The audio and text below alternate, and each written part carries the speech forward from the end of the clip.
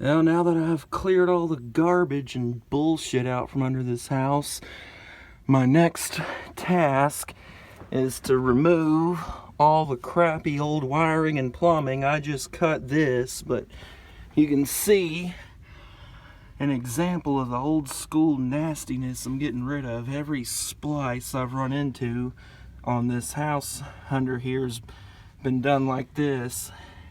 No junction box, just pull back the sheathing on the cables, tape it up, and bring her on in there.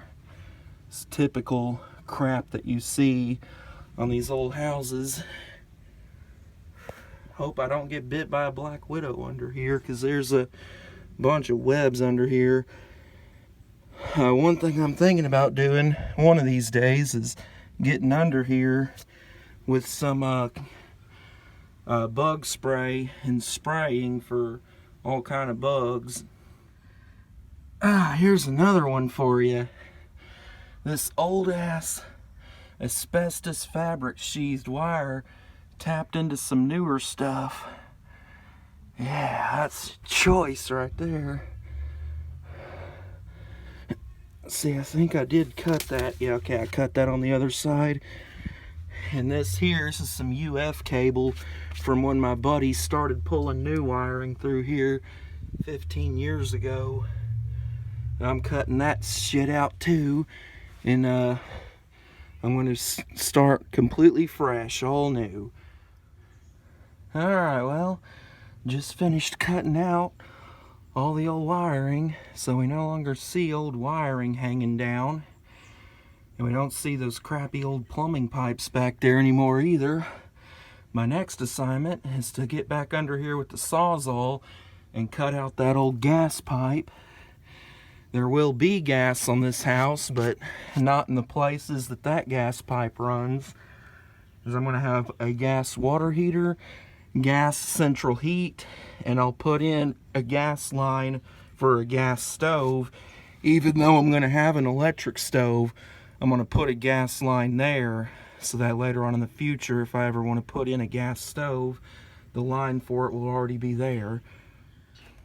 And now I've finished cutting all the old wiring out from under the house. Here's what some of that old school nastiness looked like on the inside. We've got just a plastic new work box nailed to the baseboard. This is where that first illegal splice I showed was, up here at the front of the house. And I've cut that off underneath. I can pull that right up and see if I can sort of step on this and get it off. There we go. Get rid of that shit.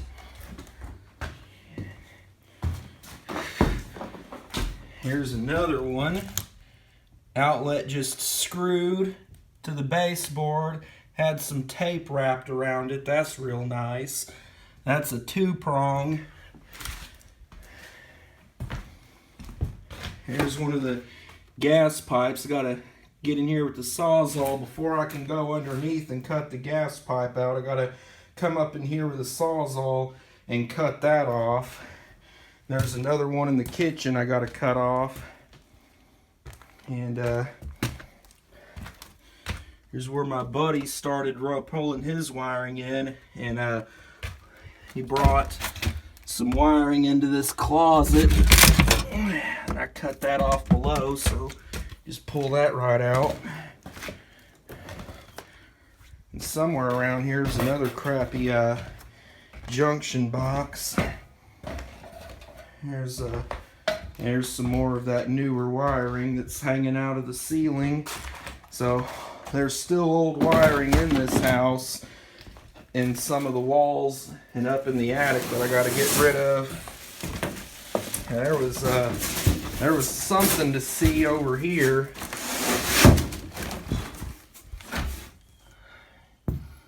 There's where they pulled wiring through a wall, and they didn't use a junction box. They just cut a hole in the wall, stuck an outlet in it, put a faceplate over it. Garbage. Absolute garbage. And there's what looks like a stove or dryer outlet laying there on the floor. They had just screwed a junction box to the floor. At least that time they used a junction box. Which, of course, it might not have been the same person. It may have been different people over the years pulling wiring through here. Yeah, knowing him, he didn't tack these wires down, so I cut this off below. I can just pull it right on through. There we go. Get rid of that. And out here, yeah, that back, what's left of that back floor joist actually slipped off of the carrying beam in the middle. That's why this back section right here is just kind of dropped down. But back here, you got a ton of mosquitoes. That's one thing I miss about Illinois, was the lack of mosquitoes. But this is where he was going to put his breaker box. He was going to put a breaker box here, and he was going to put his electric meter and outside disconnect on the other side of this wall. Well, he never did that, and now I am thwarting that plan.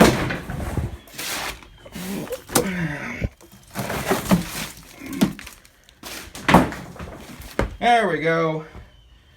Now there's no evidence that there was ever going to be a breaker box there.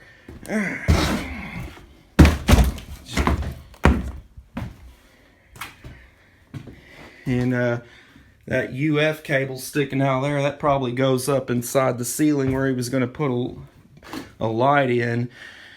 But all of this back here is getting torn off. That bathtub will be coming out, and this old sink will be coming out, and I'll be reusing that tub and sink. I think that's a cast iron sink. Yeah, I think that's cast iron. That tub is probably also cast iron, which would be nice if it is, because cast iron tubs are expensive. And it looks like the finish on it is probably still good. It just needs a good cleaning. That'll be the tub I give Sarah her little dolly baths in. And like I said in the last video, that toilet's not getting reused. That'll be going away. I'll be getting a new toilet, but we'll reuse that sink and that tub. And it looks like the finish in this sink is probably also still good. Just needs a good cleaning. These taps here, they're weird. They don't stay on. You let go of them, they go back to the off position. But you can go to Home Depot and still get brand new single basin taps for these old sinks. So I'll be getting a pair of new basin taps for that sink. But yeah, that's the removal of all the crappy old wiring, both old and newer, like 2003 or 2004 newer. Let's see, can I see a date code on this? This was right at, yeah, 14th of December 2003, if the camera would stop glaring it and blinding itself. 14th of December 2003 is when that wiring was made. So yeah, I'd say 2004 was when he started pulling this wiring through here. This is UF cable. I guess he used that because this yellow is Romex, but this gray is UF cable. He probably used that because that's what he had lying around. But that's it for this video. More to come later.